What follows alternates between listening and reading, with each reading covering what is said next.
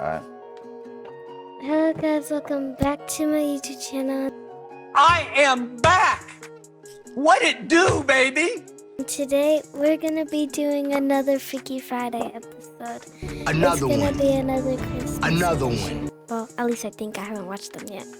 No, it's not. Okay. Well, it's just gonna be a Freaky Friday video.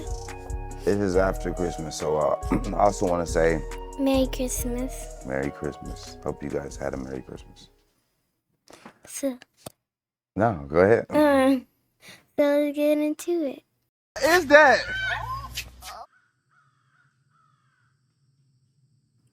Spending a week alone in an isolated cabin for the Christmas holidays certainly seemed like a good idea at the time, and it was a welcome break from the city. It always made more sense for me to spend time alone, especially during the holidays. And without any immediate family, I would usually travel somewhere secluded. After a few days of staring out the same window, the reality of not having any internet, TV, or contact with the outside world really started to sink in. To make matters worse, even the radio stopped working, and I couldn't get a single station. The only thing left to do at that point was to do my best to stay warm and avoid the bitter cold outside. The crackling sound of the warm fireplace did offer some relief, and I had no trouble sleeping at the cabin, at least until the events of that night began to unfold.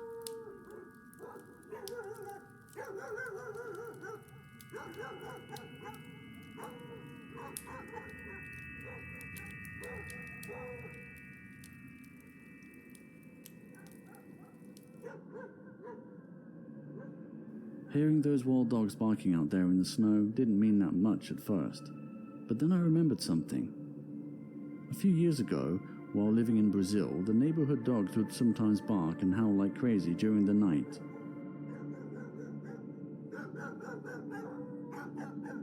Nobody knew why for a long time until one day I found out what it was. It turned out to be a black horse that would sometimes escape from the ranch nearby and wander aimlessly through the streets at night. Nothing particularly sinister about that, but the dogs knew when there was something out of place, something that wasn't supposed to be there. I waited for the barking to stop and then went over to the fireplace to drink some tea, before finally turning in for the night. But little did I know, Christmas Eve was far from over.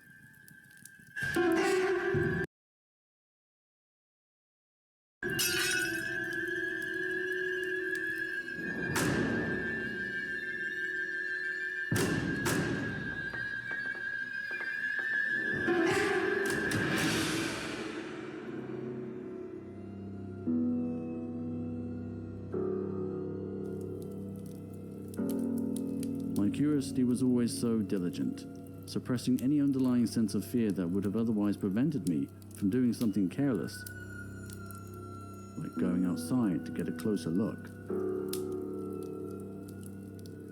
But I just had to know. I had to know what I saw through that window.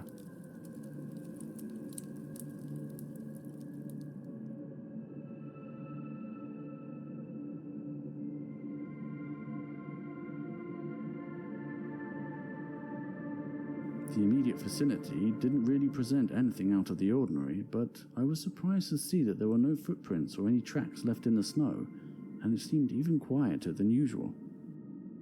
I did consider the possibility that I was hallucinating, but it certainly felt real enough, and the harsh cold was a fierce reminder that I was awake and fully aware of my surroundings.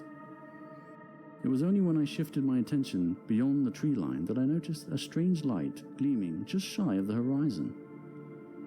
I thought it might have just been the northern lights or some other weather phenomenon, but I still felt compelled to go deeper into the forest, and I still remember how eerily quiet it was.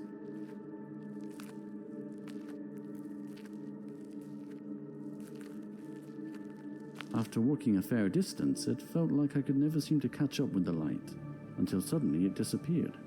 Just like that, it was gone, and I found myself standing before a threshold of thick forest shrouded in complete darkness, with only my flashlight to guide me back to the cabin. The uncanny feeling that I had been intentionally lured away from the cabin didn't go unnoticed, nor did the disturbing realization that there was something moving in the trees up ahead.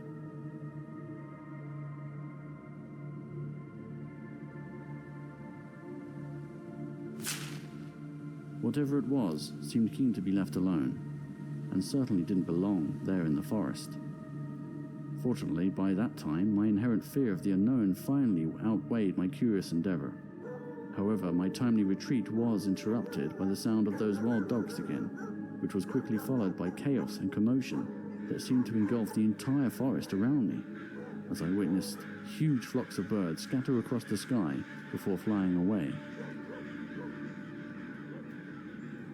Soon enough, the forest was once again plunged into an eerie silence as I acknowledged a complete absence of any wildlife, while heading back to the cabin, even though I was still totally oblivious as to what had ensued. At least that was the case until I stumbled upon the chilling reality of that night.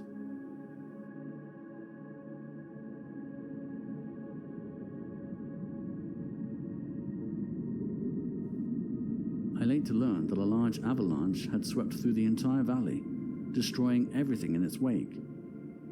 I was fortunate to be alive, but to this day I am still not quite sure how much of it I can truly attribute to luck. What I still can't wrap my head around is how a few hours after the incident, when I arrived at the nearest town, it was already the day after Christmas, so there was a whole 24 hours that I simply couldn't account for. Perhaps there was a greater force at work that night, and I don't expect anyone to believe me.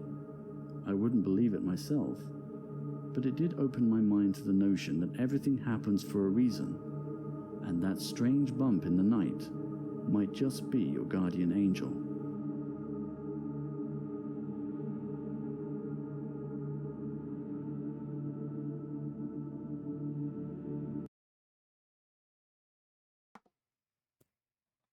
All right. Yeah. That was a good story. I've actually heard of the Mothman when I was a kid. It was a movie that came out called The Mothman Prophecies, but I like this story. It was okay. I would wish the animations were a little better. Yeah. In my head, this looks like that one movie, The Watchers, that we watched before. Oh yeah, that was a good movie. Yeah. That was a good movie. This is sort of like it. Yeah, where he's in the forest being watched by something. Yeah. Yeah. I liked it though. This is by. We're going to make sure we leave the channel Animated Horror Flicks in the description. Shout out to Animated Horror Flicks. Make sure you subscribe to them. If you made it this far of the video, make sure to like and subscribe and turn on the notifications, please.